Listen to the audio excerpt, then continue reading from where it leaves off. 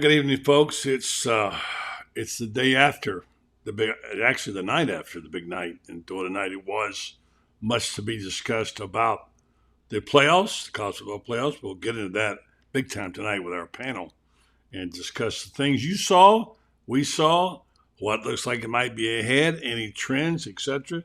It's always good to talk college football, especially in the middle of the championships. Let's do that tonight right here on the Buddy Martin Show as we come to you live from our now disclosed location on assignment. Yeah, Buddy Martin Show is on the air. Tell your friends and neighbors to come join us right away, and let's talk about college football. It's what we do all year. It's time again for Buddy Martin. Call him up and tell him what you're thinking. But be kind because he's doing the best he can. Better, stronger, faster.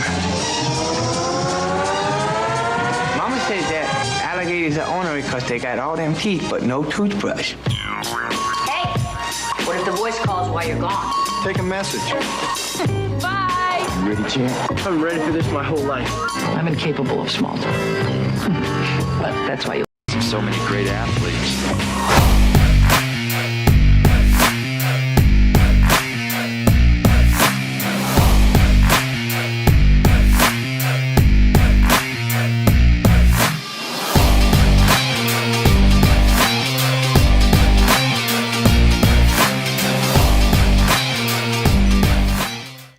Evening, folks. Welcome to a new year, new show, and we are on the air. Hopefully, I see David Whitley's there, and our friend.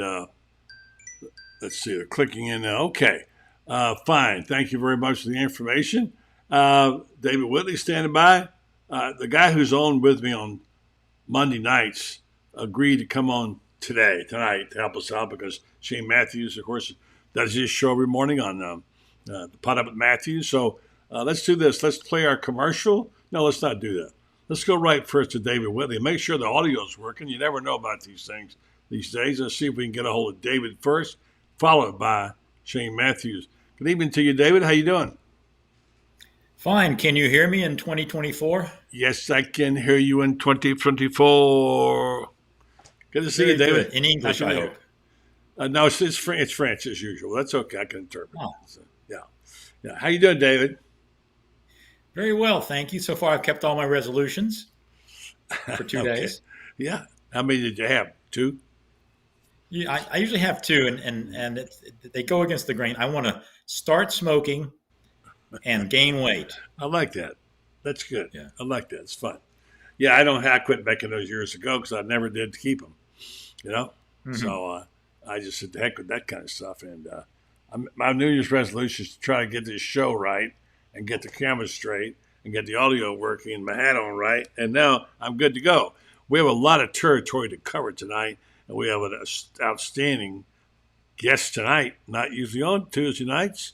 He's on Monday nights, but guess what he was doing last night? Oh, I suppose he might have been his bowling night or something. Yeah, I don't think that's his bowling night.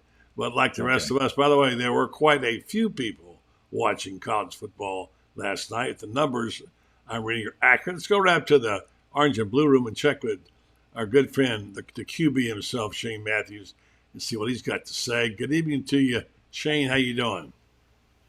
Hey, buddy. Hey, David. How y'all doing? Good. So it wasn't your bowling night on Monday night, huh? No, I took bowling off last night.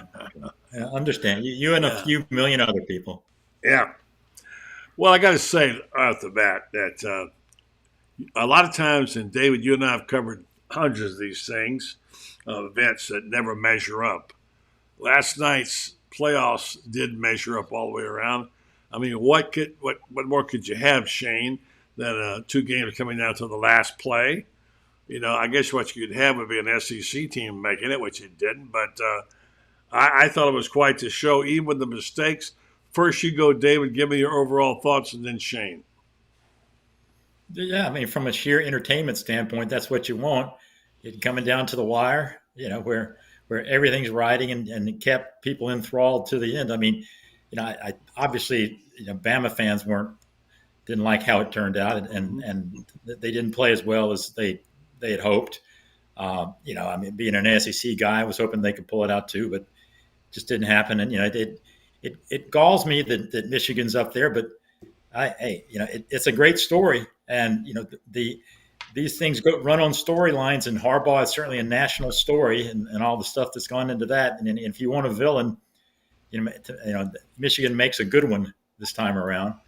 And I think that there are a lot of people woke up this morning who didn't really care one way about Washington before today, and there's a big contingent of Johnny Come Lately Husky fans this morning because they'll just want to pull against Michigan.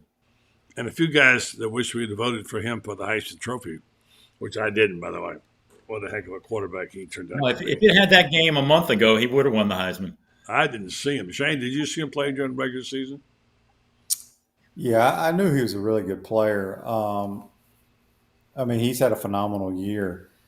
I still think Jaden Daniels deserved to win it. He was not only as good a team as obviously as Penix, but both of them are phenomenal players. And I'm anxious to see where Penix goes in the draft. I think he can play in that league, but he's had so many injuries, and boy, they hold that against you when you come out in the draft. They do, huh? Wow. Oh yeah. He's torn both ACLs and both legs, knees. Had some other issues, but that's just part of it, man. They're going to tear him apart when he goes to the combine medically. Yeah, and Shane, we talked about it on your show this morning. And David, I don't know how much you saw of Washington. I didn't see him play a single play. I may have seen him play in the highlights. I didn't know this guy was that good. When I saw him, the way he threw the ball with such accuracy and such velocity, and threw a catchable ball, which Shane and I talk about a lot, it blew me away. I tell you, it's the best looking thing I've seen in a long time. David, what was your impression? Yeah, I had seen not a lot of him. I'd seen the Oregon games, and he showed that there.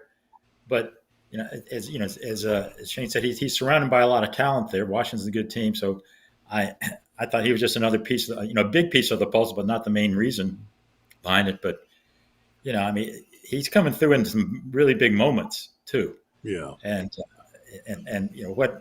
what he did last night, I still think, as Shane said, Daniels deserved the Heisman, but to win on that stage, and get that scalp, that and beating a team like that's really impressive, and it will be interesting to see how it all plays out in the draft. But everybody's funny. They're already talking about the draft, which is April 25th. Almost 4 months away. But after this coming Monday, that will consume us for the next 4 months. Yeah, Shane, we talked some ball this morning on these play callings, and you have made a strong statement about it. First of all, to have 2 games decided on the last play is really unusual. But the choices of the plays, everybody talked about Alabama and about Milroe, and I'd like you to repeat your analysis of it about what you thought he did wrong there. But the chess match, David, back and forth between Harbaugh and Saban was classic. Timeout, and getting it right. And so then they run a vanilla up the middle play, which looked like he ran into a brick wall. Shane, repeat your comments about that call. Well, I know a lot of people were just bashing it on Twitter after the fact, but if you go back and you look at the play, it was a really nice design play, quite honestly. They motioned the back out. The middle linebacker ran with him. Now, we don't know. We'd have to ask Nick Saban, was it an RPO type play, whereas if you out-leverage the defender, the Mike backer, which they did, does he catch the snap and throw it out there? Or, if he doesn't feel comfortable with that, he runs the quarterback power. The whole thing that got screwed up was the low snap. I think Milroe kind of, I don't want to say panicked, but knew the timing was off, so he just picked the snap up and barreled right behind the damn center. The play was designed to be a quarterback power to the left. Yeah. You have a pulling guard, and if he follows that pulling guard, I think he walks into the end zone. Now, the right tackle kind of got bull rushed back into Milrow. He wasn't very stout, but the play design I thought was outstanding, and it gave a very athletic guy an opportunity to do what he does best, and that's run the football. But it was not a very good run at all by Jalen Milrow. He did not run it correctly, and just, I don't want to say panicked. I mean, the bad snap, and he just lowered his head and tried to run over the center. But I thought it was a good play call once you look at it. You also said the bad snaps were a factor, and I agree with you. Yeah.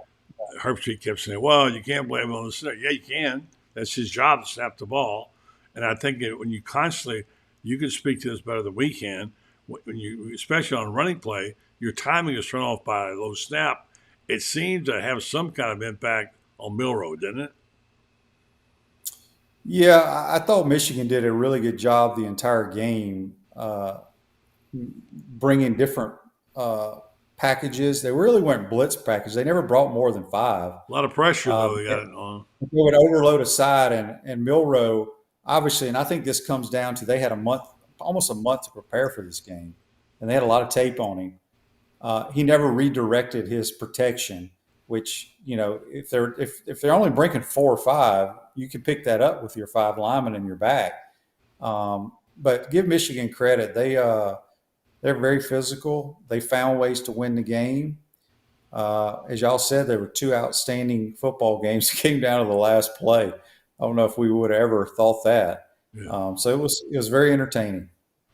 Yeah, David, what would you call there? It seems to me they were going to go pretty vanilla, going to go with power.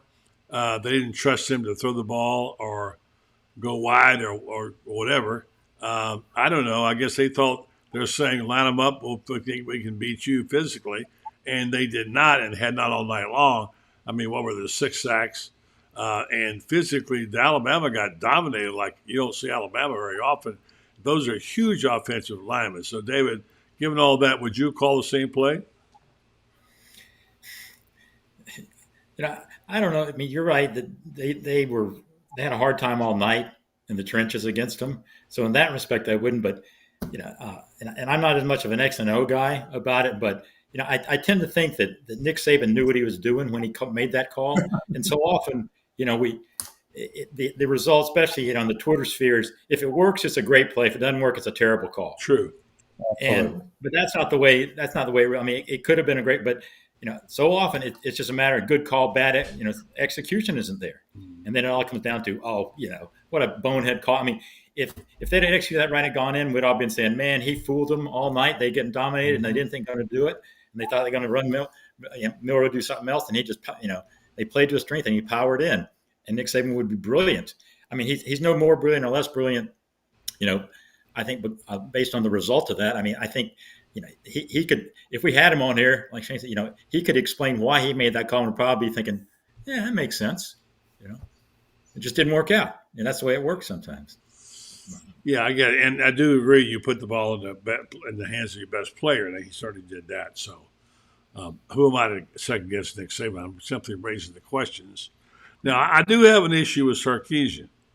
Let's think back about those calls, Shane. They got that break on that pass reception down to the 25. They had, 4 or 5, 6 cracks at it, whatever it was. And he pretty much, he never did come back to the left. And the play calling he did didn't seem to lean itself to any, strictly, I want to throw the ball at you and see if I can beat your guy. I would have thought they could have come back to the left side a couple of times, or maybe a post route there. What was your thinking on that? Sarkisian, who is supposed to be the chess master. Well, I mean, we don't have the tape. I mean, it's hard to see stuff on TV, but I think Sarkisian's a tremendous play caller, and so do I. He tried to get it to his best wide receiver that had caught a touchdown earlier in the game, the transfer from Georgia. I think his last name's Mitchell, number 5. It looked like they were trying to force feed it. A couple times there at the end, Quinn Ewers was pressured and had to get rid of it earlier than he wanted to. But, I know that tonight probably Sarkisian's thinking, I wish I would have maybe tried this or tried that. you always when you're on the losing end and whatever you called didn't work, you're second guessing, saying, "Man, I should have tried that." But unfortunately for Washington, it worked out, but not for the Longhorns. Yeah. I want to get into the quality of football we saw. Set aside the snaps and things like that. There were execution problems. There were comments on your show today, Shane. I heard one where it seems like the level of football they are playing is just a better, higher level than what we've seen out of Florida, for instance. I kind of agree with that. David, what do you think? Well, I think that's pretty self-evident just because, it's a higher level because that's why Florida's sitting at home this bowl season because they're playing on that level. They're at the get me to the realtor.com bowl and I'll be happy right now as opposed to the playoffs. It's a different league that they are in right now. That those and not just those four, but the top 10 type caliber teams. It's pretty obvious that the Gators aren't there. And I'm not talking about the number of men on the field and the right number of men. I'm talking about the basics, things we saw in Florida's executions or whatever. I'm talking about the quality of the snaps, the speed of the players, the execution. It just looked crisper, sharper, almost like a cut above. I don't know. Am I imagining that? Shane, did you see that? Well, it's a reason they're the four best teams in America, supposedly. I would put Georgia as one of them that somehow got left out. I mean, we're 5-7. I mean, you can look at a lot of 5-7 and 4-8 teams around America, and they ain't going to look like those teams we saw last night playing. There's a reason the two playing are undefeated. Got outstanding players. They're coached well. They play very, very fast in all aspects of the game. Yes, they did. Yeah, really I think the worrisome thing is that I don't know, at least based on the last month or so, that they're closing the gap when it comes to that. Yeah, much. I agree. We're putting a lot of hope in that recruiting class, and add the qualifier that you never know how recruits are going to pan out. But generally, if you have a top 5 class, chances are that you're going to have more hits than misses, and then that tumbled down, and and you were looking then to the portal, and although that window is still open, you're not seeing the cavalry ride to the rescue in the portal right away. So it's a tough neighborhood, but and if you have a top 5 class, you're just keeping pace with those guys, but they're not even keeping pace at this point. I want to get to a point I think is worth making. Someone tweeted this morning. And as we look down the road of where we're going from here with the 12-team playoff next year, will it be better or worse for the SEC teams?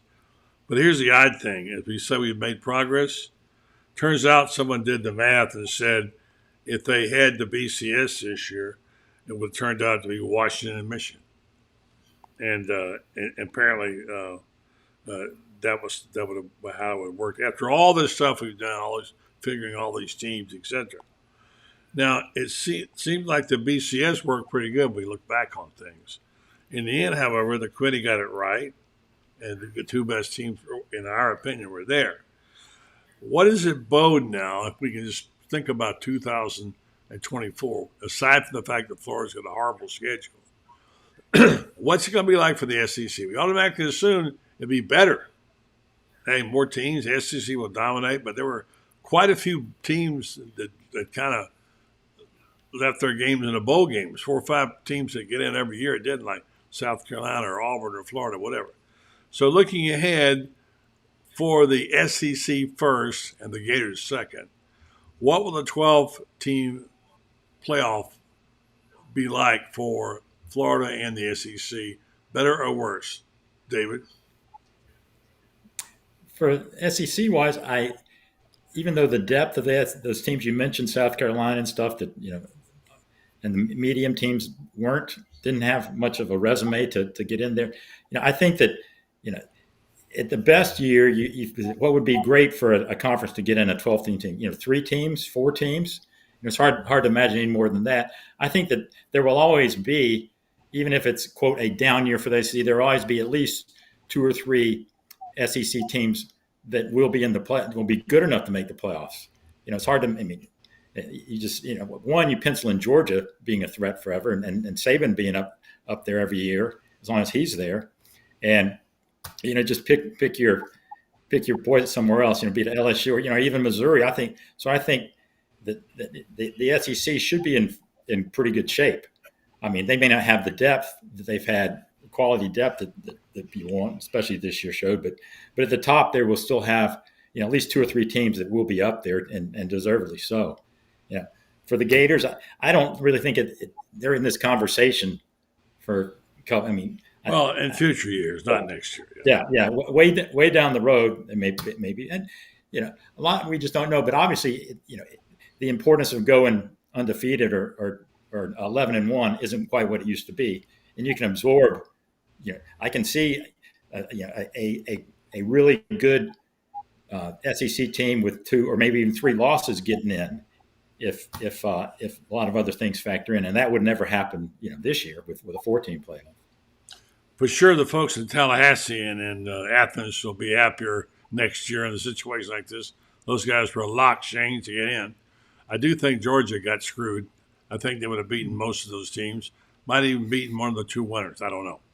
On the other hand, we just don't know. So is it going to be a better game, Shane, or is it going to be about the same or worse?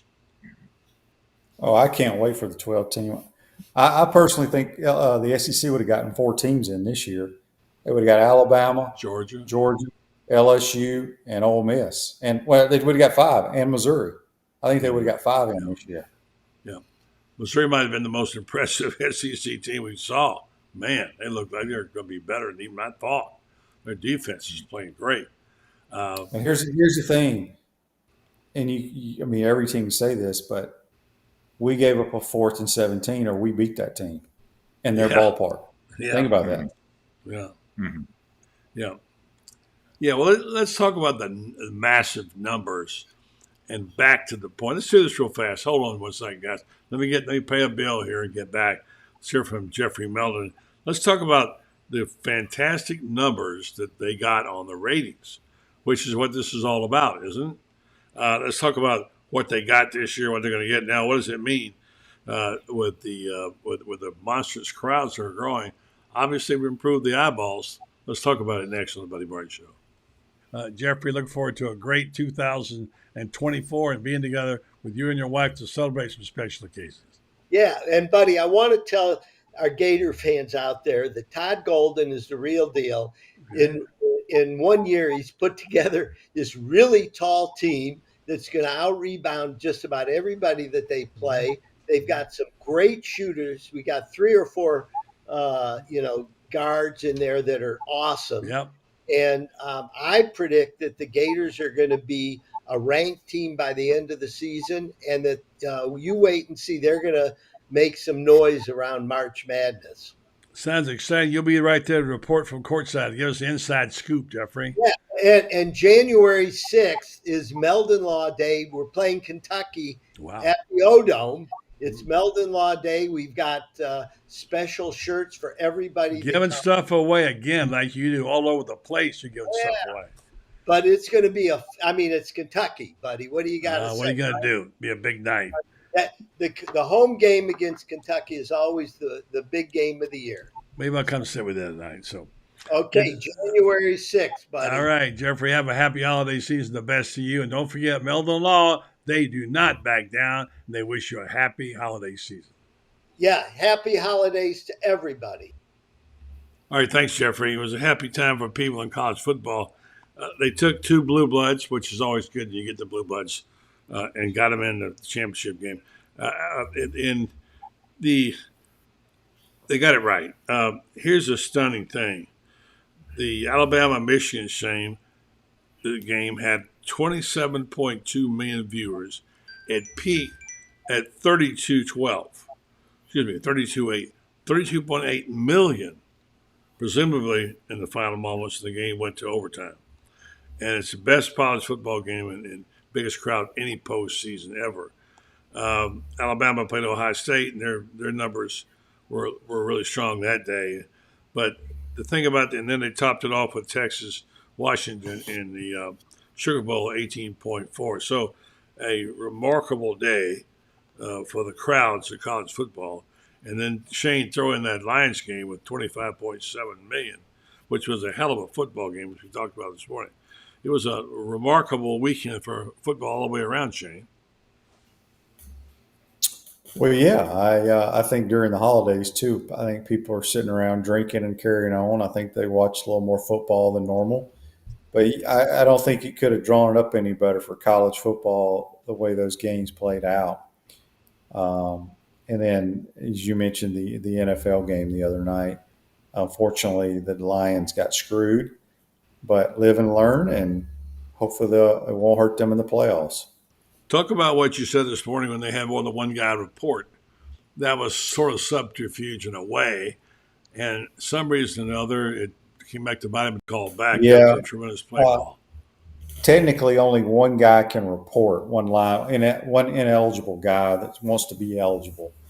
And from what I read from Dan Campbell, I think it was Dan Campbell, the head coach, they had 2 or 3 offensive linemen kind of walk towards the ref to kind of throw off the Cowboys.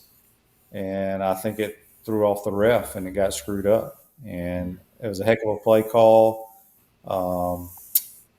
And it backfired on them. The quality of the game, I think, was a high level. Michael Penix was fantastic. One of the most impressive people I've seen in a long, long time in college football. Shane, speak on the matter of the way he throws the ball. He throws it on a rope. He throws it accurately. He throws a catchable ball. Yeah, a lot of left-handers, sometimes they look good throwing, but sometimes their balls wobble a lot. He throws a nice tight spiral. He's got a really good release. He's got great awareness in the pocket. Just a really good football player. I think this is year 6 or 7 for him in college. So he's very, very experienced. He's had a lot of success. But yeah, he's in complete control of that offense. He's been in that offense for a long time, ever since his freshman year at Indiana. So he's very comfortable. He's got some really good wideouts. A lot of people think the wideout that he has should have been the Biletnikoff winner over Marvin Harrison Jr. He's phenomenal. But they're fun to watch. Their tailback's a transfer from Mississippi State, kid from Mississippi, number 7. So they've done a good job with that program, and obviously the quarterback makes it go. That football factory, Tampa Bay Tech. I thought it was a little school. Shane tells me they're a bigger school than I thought they were. Yeah, it's a very good football program down there. And, what happened in that game is, great quarterbacks, they rise to the occasion and they carry their team. And that's what Michael Penix has done for the Washington Huskies. Certainly has that. I agree. Not bad numbers. What was it, 27 for 37 for 430 yards? Pretty good night's work, I'd say. Yep. Yeah. All right, Shane, before I let you go, who's on your program tomorrow? What's going on? And what's the latest news on the Gators? I know we were talking this morning about they got a new defensive line coach and a nutritionist and whatever. We don't know anything about that. What are you hearing? What are you saying? And what's the latest information? During the holidays, I really don't know what's going on. I'm going to find out myself tomorrow. I'm going to have Graham Hall on in the morning. He'll let me know what's going on. And all our listeners, and then we'll have Mike Morgan from ESPN and SEC Network with SEC play kicking off this weekend. We'll get Mike's thoughts going around the SEC and hopefully see if the Gators can pull off an upset in the O'Connell Center on Saturday. Shane Matthews, the QB, pot up with Matthews every morning, 8 o'clock Eastern time, right there on all you folks in Florida and around the country, by the way, not just there. Around the world, buddy, around the world. I'm sorry, global. His global network. Whoever thought of boy Mississippi could go global like you done, man? Right, that's right. All right, y'all have a good night. Take care, David. Thank you, Shane. Appreciate it. All right. Yeah, Shane gets too stressed out. He's too stressed out. His heartbeat when he played quarterback was about 2. Yeah. When you've been in the pocket, against NFL guys bearing down on your backside. Yeah. You can just kick it back on the Buddy Martin show on a Tuesday night. And you know what? Here's a guy that played in the league, 14 years. Yeah. Had the best job, as Spurrier used to say in college in football, backup quarterback, right? Hey, great work if you can get it, And it pays really well now too. I mean, it didn't pay poorly when Shane was doing it, but now, it does. You just There's the old joke about Don Strock, who held the clipboard for all those years with Miami in their heyday, and he almost never got in. It was a good job. He was probably making a couple $100,000 a year. Now he'd be making $10 million a year just doing that, and you do that for 10 years, and come out with $100 million in the bank and really unscathed. Man, but sign me up. You can't sign. You can't say they're holding clipboards; they're holding iPads now. Yeah, it's true. Yeah, different deal. You say clipboards. People say, "What is that?" Mm-hmm. You were around long enough in the business to hear the term carbons when you were typing, right? Yes, I vaguely. It's funny. When I was coming up, they were typewriters had just disappeared, so I never got that clacky clack. I mean that. Yeah, so I which used is one, music, man. What's music? Yeah. Oh yeah. But man, can you if you showed someone under 30 a typewriter now, you might as well be showing them like the original Gutenberg press. They go, "What in the world was that?" I found myself in a time warp 1 year back in the 70s, maybe even the early 80s. I was at the Masters, and I said to somebody, it was an old joke, like when you got finished, hey Joe, send me your carbons. And Rick Riley said to me, "What's a carbon?" I thought, oh my gosh, time has got me. But anyway, this was a copy, by the way, of your story, which often you would go over and moan, oh my gosh, what was I thinking? This is terrible. So let me ask you how you're covering Florida these days. You as an observer, we've discussed this a lot on this program. You don't get a lot of information. Most of what you get is off social media. Billy has a press conference every now and then. When last checked into it, Billy's Q rating wasn't exactly setting the world on fire. Where does it sit with you right now, David? Not much. You're right. Not much is happening. I was trying to this year. I was trying to write something for this week, and really, it's the closing of the NIL portal today, which just means that nobody else can jump in it. So that is something. But the NIL world is such a underworld mystery. As far the names that are running it, but you don't know how many people are involved, where the money goes, how much money there is, how it's being distributed, who's really doing it, how it compares to really other NIL, because other NILs these are mostly privately run, so it's not like you can slap a sunshine law thing on them and say, "Show me your books," kind of thing. And it's rumor central. You hear just so and so players getting this, so and so players getting that.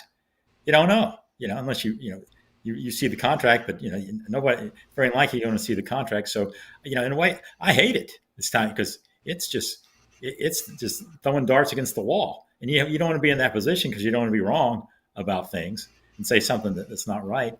But for instance, if you wanted to do something on I think by all objective measurements, that their NIL or their transfer portal class right now, they've lost a lot more than they're going to bring in, and a lot of that is they wanted to turn the roster to a good extent, but some of there's always those guys you don't want to lose, and so if you look at the guys they lost versus the guys they brought in and are likely to move in, it's going to be probably a net negative when it comes to the portal, and because I'm not a portal guy, but I don't know anybody that they signed.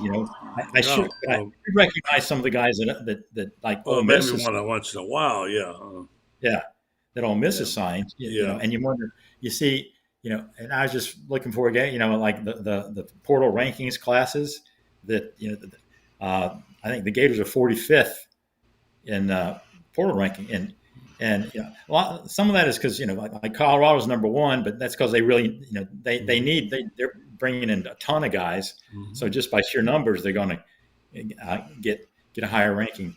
But I think people who were hoping to, as I said earlier, to get a boost out of the portal, mm-hmm. and we got these guys coming in. At best it's going to be meh. We don't know, and it's still so you're going to go in. With I think a lot of the same questions you had at the end of the year, like offensive line is just going to be a huge question mark. They got a couple of guys you don't think play, but it's hard to write something definitive because there's just so few definitive facts out there that Yeah, speaking of definitive, in our business, I say our business. I grew up in the same business you did. It was called newspapers. A final result or action is what we're looking for to be able to report this happened, right? I used to say to myself, why is baseball so important? Because they play 162 games a year. What's one more game, Then I went to work in a big market, and I realized a paper like New York Daily News lived on any result they can get. A result of any kind goes the mentality of New Yorkers. They want to see what's the score, what's the result. Mm-hmm. And so we had baseball on the back cover 100 and some nights, 60 nights a year because it was a result. And so they got the news. The question I'm getting to you on is like, okay, you had an event today. The portal closed, period. Now, the first thing I'm thinking is I'm seeing a picture of a guy at a big old gaping portal, somebody trying to squirm in the portal at the last second, being hit by an anvil or something. You know what I mean? A cartoon character. So what happened? What does it mean? We don't have any idea what it means, or if Florida has a guy they were going to try to get, or what.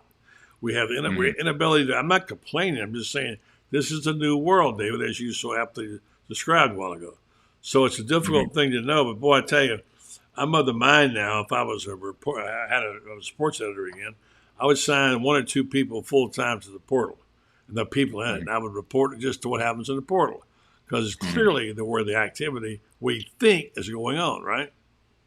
Yeah, and it's like everything else, since sort of the whole system got turned on its head 2 years ago, you're learning as you go. And yet, at first I thought, okay, it would still be predominantly a high school recruit-powered system, and you patch, you get, plug in a guy here, a guy there, portal. But I mean, you've seen how, portal can just totally remake a team, and how, I just, doing some reading on, the Ole Miss portal powered by it, it's NIL powered, and how Ole Miss has such a, its NIL is one of the best in the nation, and you would think, why? And a lot of it is they've educated they've set out to educate their fans right away on what it is, and they're a bit more transparent about things instead of just write us a check and we appreciate it. They say this is. I mean, they won't tell you exactly what players getting what. They'll show you the payroll, but if you are looking to donate, you feel confident that the money's going to be used wisely. And it's showing up. And whether Florida's not, how much the NIL is factoring into Florida's, you just don't know. You hear things that maybe they don't, but it's hard to believe that when it comes to money that Florida couldn't generate, whatever the SEC necessary number is. Well, you're right, and it's well said. And Ole Miss is a very good case to bring up. And as we try to get hooked back up with Loren Meadows, he was on. There he is, back again. Let's see if we can get him this time. Last time I had him on, he was changing his shirt. So I didn't want to embarrass him. What shirt is that? Hey, that's the mighty Fighting Polar Bears of Ohio Northern University. The Fighting Polar Bears. Yes, sir. Is that really a team? That's a cute one. No. What's that now? Is that a real team? Of course it's a real team. Come on now. Well, I mean, a lot of people never heard of it. Division III stalwart. You just made it up. The name. That's a great shirt. I'm just glad they're the Fighting Polar Bears and not just the polar bears, because otherwise you think they're passive polar bears. First thing you learn in freshman orientation is that the demeanor of the polar bear is not docile. That's the first thing they tell you. Got any of them down there that can play defensive line? What's that now? You got any people up there in those polar bears that can play defensive line? I don't know if they're decent, but Florida needs a lot more than what they got. I mean, they had a year this year, but they got a tight end, man. It's pretty good. I was joking with somebody. I think he could, he might be better than some of the tight ends. Than that, no. The tight end's pretty good. Well, let's dwell on something that's more positive, which is, as Loren and David and I just talked about, Ole Miss. Now, there's a team that looks like they got it right. First of all, I thought Lane called a brilliant game the other night. Really did, which we all knew he could call plays. Secondly, they didn't make many mistakes. And thirdly, they're absolutely, by all accounts, they've got the number one portal class this next year. Lane Kiffin got it right. And I'm wondering how he could get it so right and how others have not gotten it so right, Loren. I think that Lane, if you remember, even back to his days at Florida Atlantic, I think when he really started to figure this thing out, he started to really jump into things with Twitter and really engaging with the athletes off the field, really getting his name out there, kind of creating almost like this pop culture of Lane Kiffin, so to speak. And, I think he's really done a nice job of adjusting.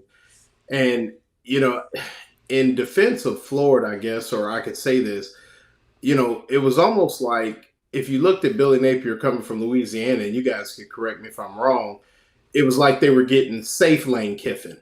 You were getting all the things that Lane Kiffin is and was at Alabama and Ole Miss and different places, but you were getting somebody who didn't have the baggage and things like that. And what we found is, even back to Hugh Freeze, I think Ole Miss has been really bought into football for quite some time.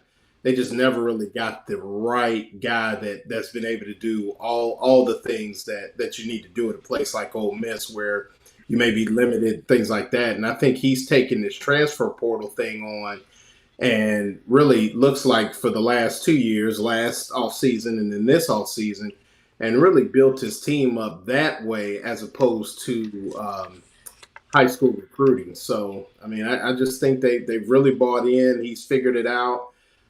Seems to be dialed in with, I think he has Charlie Weiss Jr. as his offensive coordinator. They've really got it going offensively. They finally found a way to stop some people on defense, which was kind of their issue the first couple of years. And, yeah, I mean, I think that, Lane's been around a lot of good people over the years. And, I think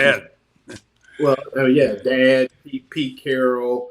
Yeah, I mean, his old man, Pete Carroll, Nick Saban, and seems to kind of be learning from the mistakes that were made at some other places, and has really, really picked things up for sure. Yeah, I want to do this commercial. I want to come back with Loren's trivia.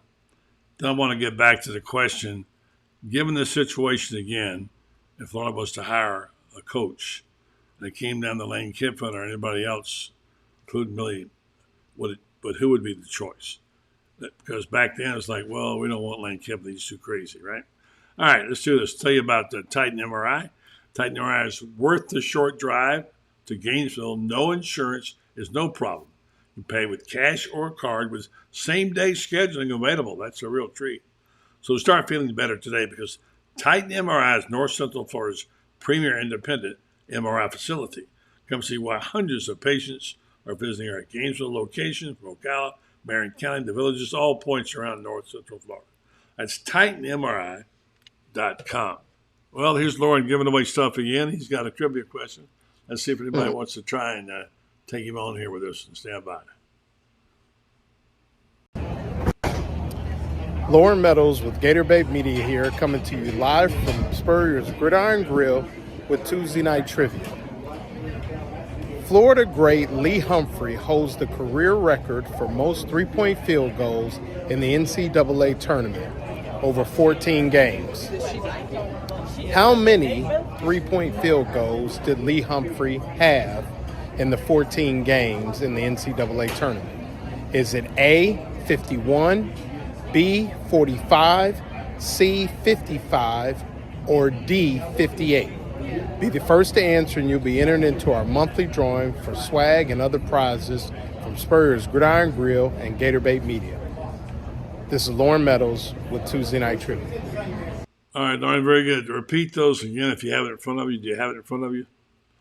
No, but I'll do the best I can. Okay, all right. That's all right. No, that's all right. They heard them. I can play it again if you want me to. No. No. It's A, B, C, D. Pick a number, all right? Not that it's not exactly rocket surgery, right? So, all right. So Lane Kiffin, you got a chance to hire him back 3 years, not now, but 3 years ago. Would you? If not, why? Why didn't they? David, Lane Kiffin. In retrospect, yes. At the time, the thinking was, I think that Lane, he still got too much of that Dennis the Menace streak in him, and where he's just a little bit of a wild card maverick.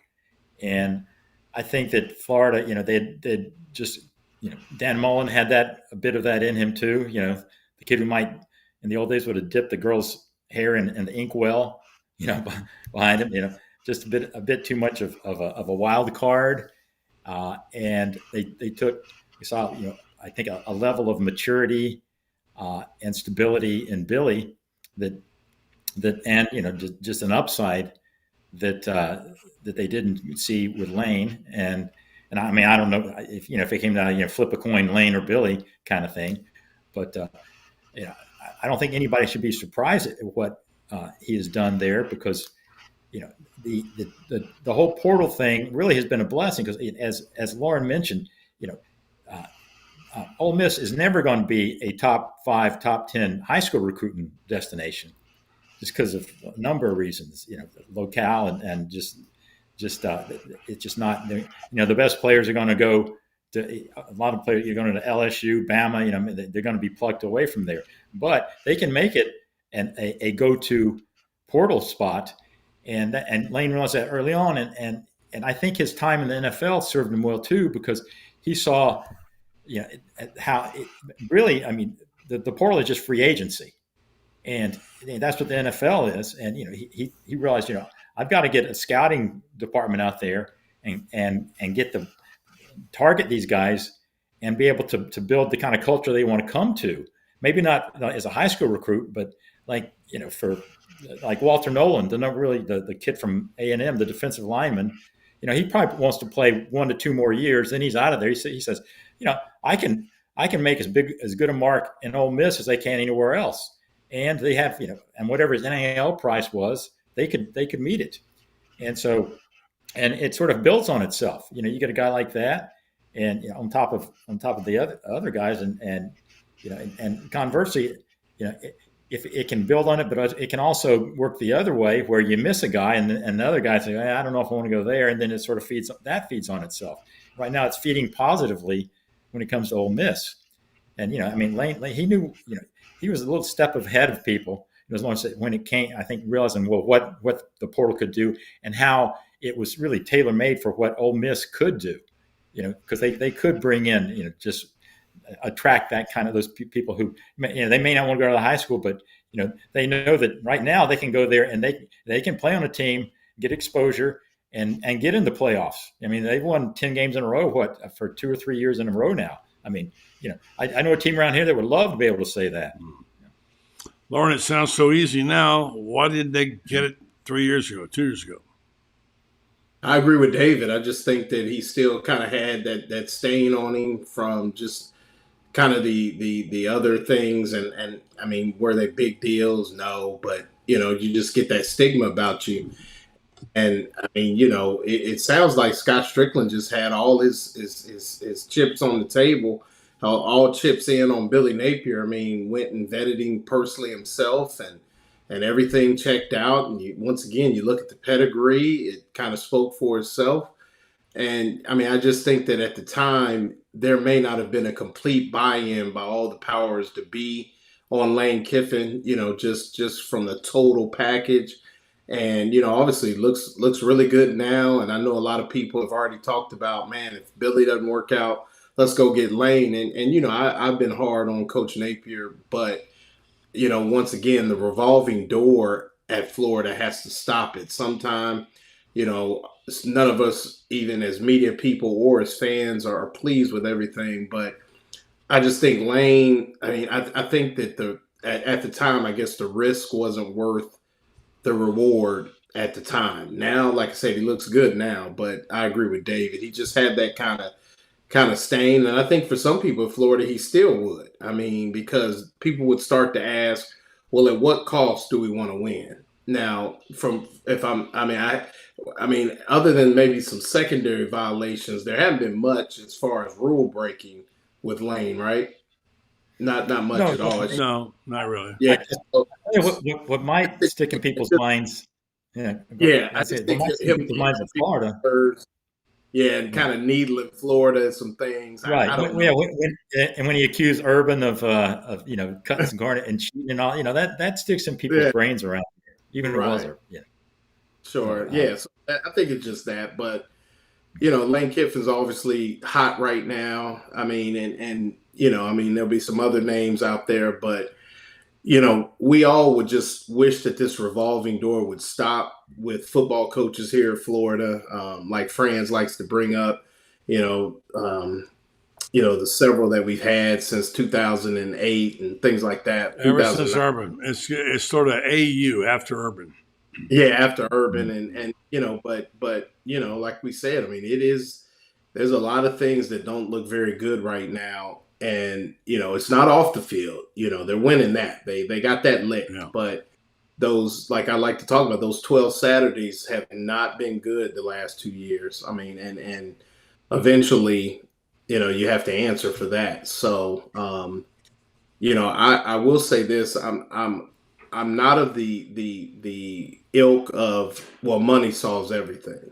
Because there's a lot of schools with a lot more money than Florida that are having issues. One of them, Walter Nolan just left to go to Ole Miss. They got more money than anybody. And, NIL is not going to be an issue. So I just think that with this landscape, you got to coach your guys up, man. You got to develop people. You got to coach them up. And, 5, 4, 3, 2, 1 stars, everybody makes mistakes, and just a bunch of 5 stars doesn't solve all the issues. So I just think that, that's an easy cop out for somebody to say, well, Florida doesn't have the money, or we can't get this.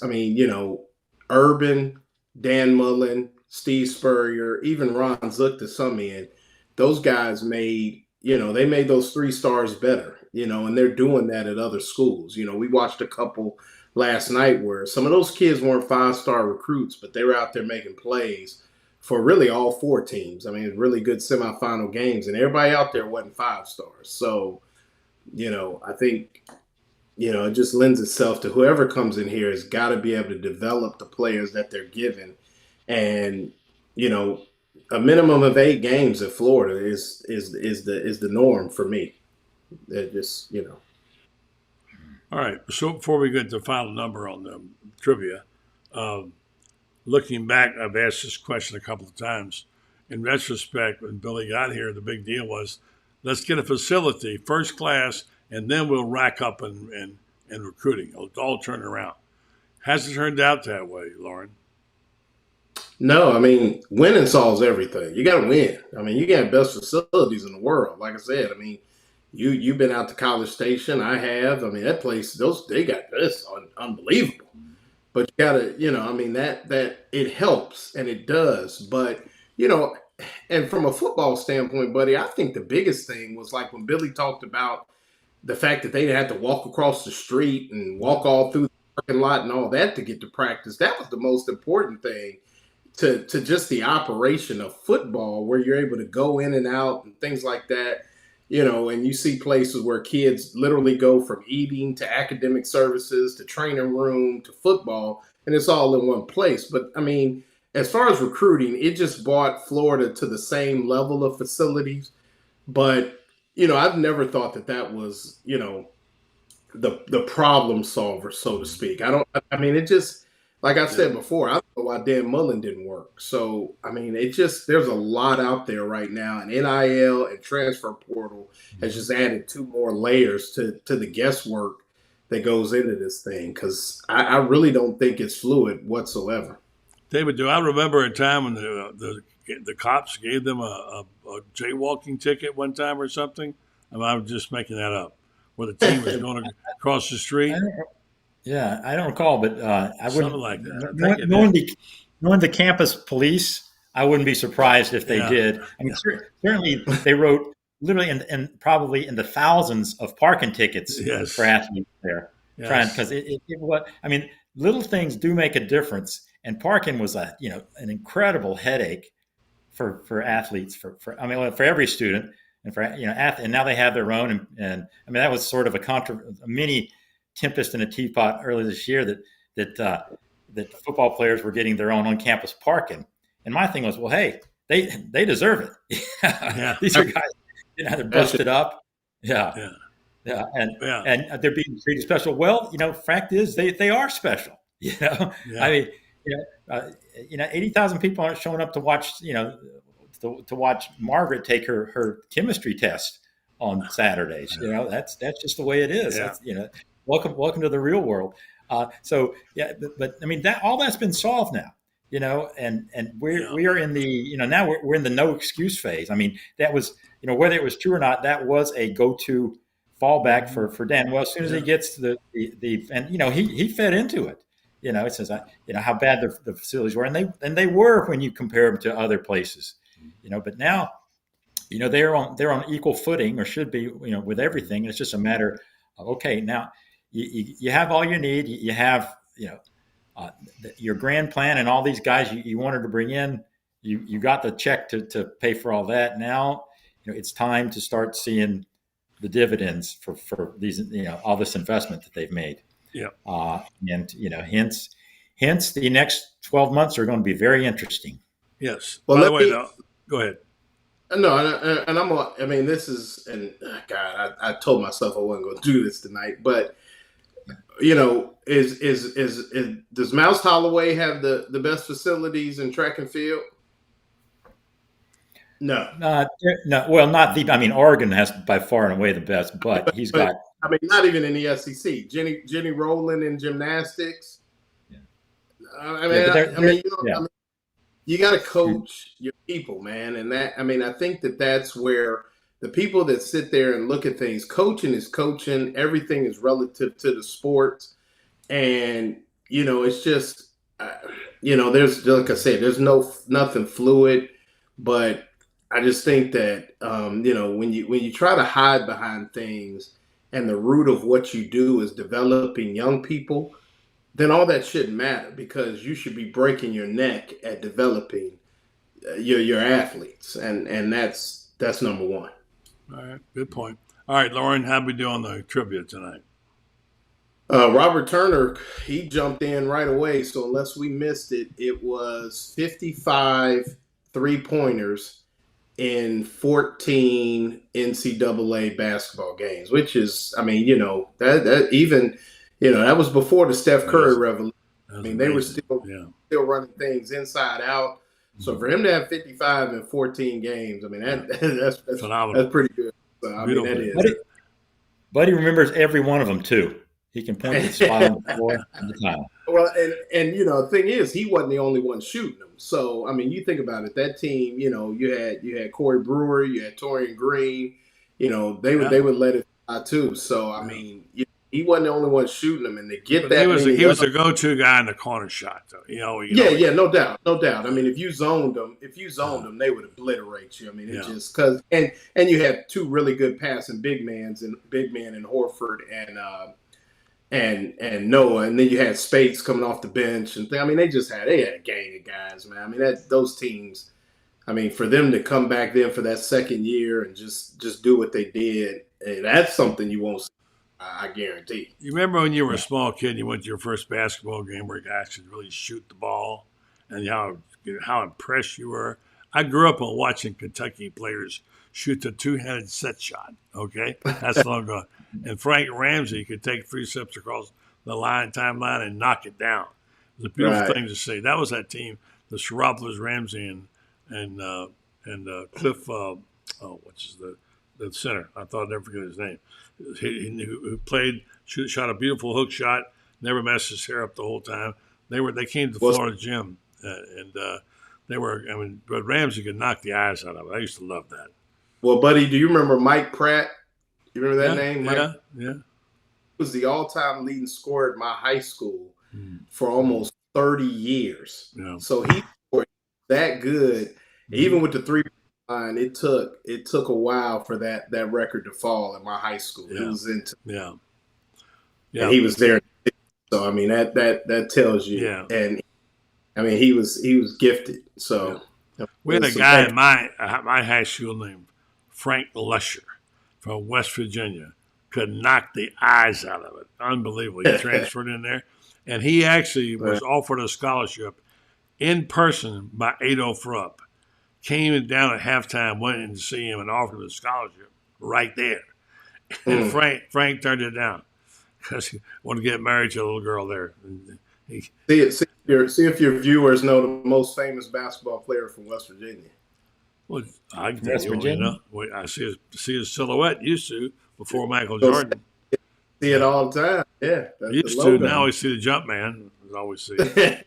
Yeah. Well, guys, great stuff tonight. Thank you both. Have a really, really happy New Year, guys. And let's enjoy the year and enjoy it while we can. And appreciate your time and your effort. And you can check out David by reading the Gainesville Sun. His columns are ironic, wry, and funny and informative. And Loren Meadows is your coach. He gives you the hard stuff. You got a basketball story up tonight. GatorBait, by the way, he does it all. Go to GatorBaitMedia.com, sign up. We need your business. We appreciate it, and our staff appreciates your following. David, Loren, good night. Thank you, and Happy New Year. Happy New Year to you, John. And go Polar Bears. Yes, sir. Yes, Fighting polar bears. Fighting polar bears. Yeah. That's right. Pride of Ada, Ohio. There it is. There you go. Thank you, man. Appreciate it. All right. Good night. All right. Good night. Thanks, guys. And thank you, folks, for listening and watching on the program. We're coming to you high above St. Andrews Bay here in Panama City, Florida, our temporary new location.